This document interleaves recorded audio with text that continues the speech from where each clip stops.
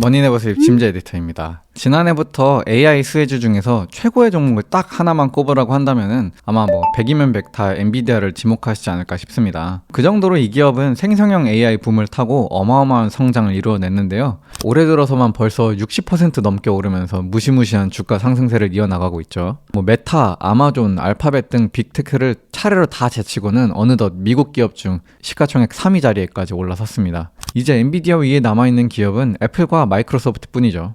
이토록 엔비디아의 주가가 폭등한 이유는 많은 분들이 잘 아시다시피 이 기업이 AI 반도체 시장을 완전히 장악하고 있기 때문입니다. 엔비디아의 GPU 없이 챗GPT와 같은 그런 대규모 언어 모델을 훈련하고 활용하는 것은 현재로서는 상상하기 어려운 수준이죠. 구글, 아마존, 마이크로소프트 등 하이퍼스케일러 클라우드 사업자들 모두가 엔비디아의 반도체를 사용하고 있고 앞으로도 당분간 이 패권은 지속될 것으로 보입니다. 이토록 AI 분야에서 강세를 떨치고 있는 엔비디아를 보고 있으면 문득 한 가지 궁금증이 생깁니다. AI가 활용되는 분야가 챗봇만 있는 게 아니잖아요. 요즘에야 워낙 LLM들이 강세를 띈다고는 하지만 원래 AI는 언어 처리뿐만 아니라 예측 모델링이라던가 강화 학습, 음성, 컴퓨터 비전 등 다양한 분야에서 연구 및 활용되고 있었고 이런 분야에서도 분명히 AI 연구를 위해서 엔비디아의 반도체나 소프트웨어를 어느 정도 사용할 거란 말이죠.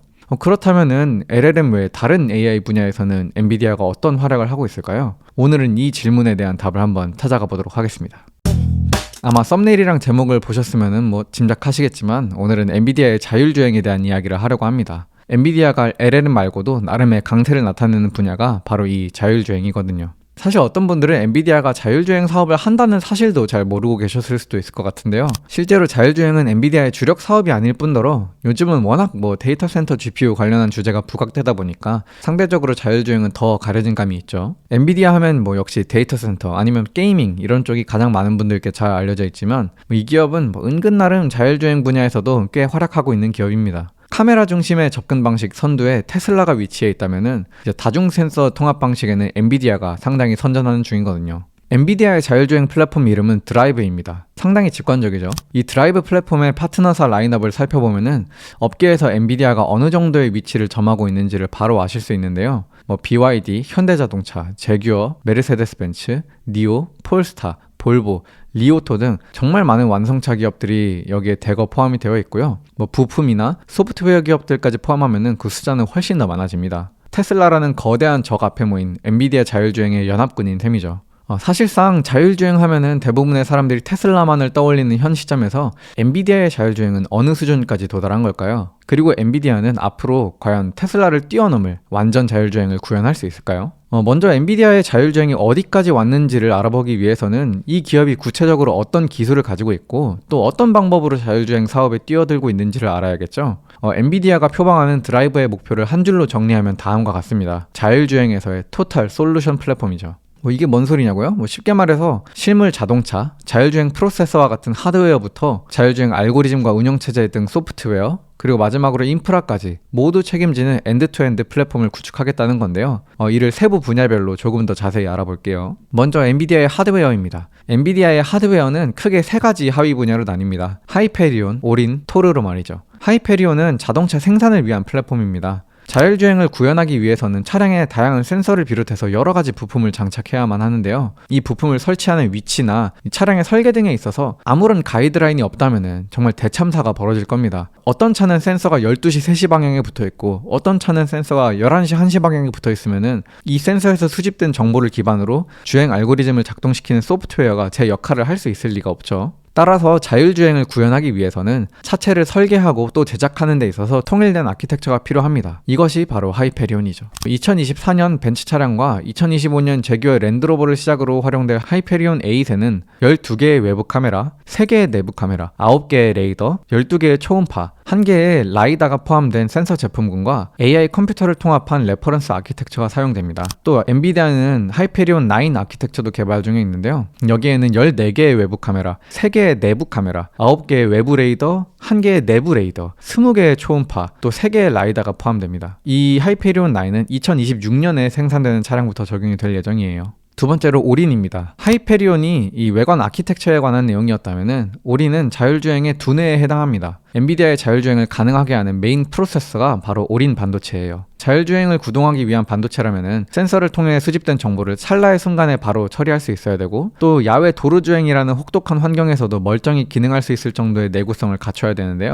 당연하지만 아무나 개발할 수 없는 첨단 반도체입니다. 엔비디아는 오린 프로세서를 2021년에 개발했어요. 그리고 지금까지 첨단 운전자 보조 시스템 기능을 탑재한 차량에 이 반도체가 쓰이고 있는데요. 대표적으로 볼보의 EX90, 폴스타3, 리오토의 L9, 샤오펑의 G9 등의 차량에 오린이 탑재되어 있습니다. 오린을 탑재한 차량을 연구하는 기업들은 이보다 더 많고요. 마지막으로 토르인데요. 자동차가 자율적으로 달릴 줄만 안다고 해서 끝은 아니죠. 자동차에는 주행 외에도 수많은 영역에서 다른 반도체 부품들이 들어갑니다. 자동차에는 주차 보조, 카메라 모니터링 시스템, 차량 인포테인먼트, 여러 곳에 전자기기가 곳곳 포함되어 있으니까요. 엔비디아는 이와 같은 차량의 다양한 기능을 통제하는 각각의 반도체를 하나로 통합한 궁극의 반도체, 토르를 준비하고 있습니다. 토르는 오린의 뒤를 이을 엔비디아의 차세대 차량용 반도체인데요. 올해 생산을 시작해서 내년부터는 실제 완성차에도 배포돼서 도로 위를 달리게 될 예정입니다. 자, 이제 하드웨어에 대한 이야기가 끝났으니까 다음으로는 엔비디아의 소프트웨어에 대해 알아보겠습니다. 결국 자율주행 기술의 핵심은 이 소프트웨어에 달려있다고 해도 과언이 아닌데요.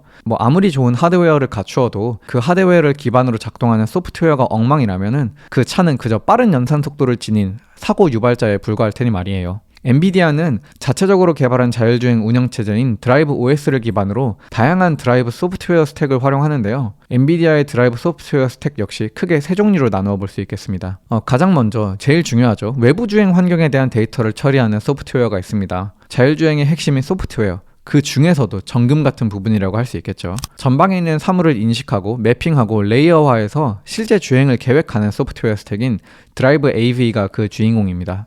여기에는 사방에 존재하는 장애물, 차선 등에 대한 인식은 당연히 포함되고요. 드라이브 쇼퍼라는 이름의 보조 주행 플랫폼도 있어서 고속도로 환경이나 도심 환경에 따라서 가변적인 주행도 가능합니다. 외부 환경 데이터를 처리해서 자동차가 달리면 그것으로 자율주행의 끝이냐? 아닙니다. 왜냐하면 최고의 자율주행 경험을 제공하기 위해서는 차량 내부에도 AI가 필요하기 때문이죠.